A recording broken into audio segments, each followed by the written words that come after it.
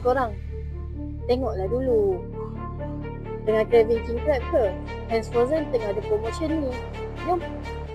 Ha korang, Assalamualaikum. Hari ni saya nak review dekat korang semua dan bagi tahu promotion untuk saiz king crab saiz 600 hingga 800 gram. Yang ini satu ekor berat dia 600 hingga 800 gram tau korang. Satu carton ada dalam 13 kilo. Dalam dia ada 18 pieces plus minus korang. Okey. Chilean king crab ni 600-800 ni sesuai kalau korang nak kukus. Okey, kenapa jangan rebus? Sebab kalau korang rebus nanti isi dia air rebusan tu masuk dekat isi dia dah tak sedap. Okey, kalau boleh korang kukus selama 6 ke 10 minit sahaja.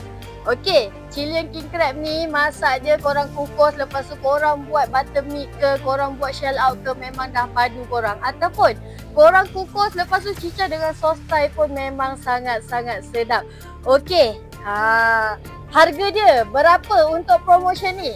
Harga dia sebelum ni kita jual RM85, turun RM80. Sekarang harga dia satu ekor ni RM75 sahaja korang. Okey, kepada korang yang berminat, kita ada buat penghantaran ke seluruh semenanjung Malaysia kecuali Sabah dan Sarawak. Nak datang walk in pun boleh dekat Hands Frozen Marketing, nombor 18 Jalan Ros Merah 114 Taman Johor Jaya. Jangan lupa follow, like and share korang. Bye bye. Assalamualaikum.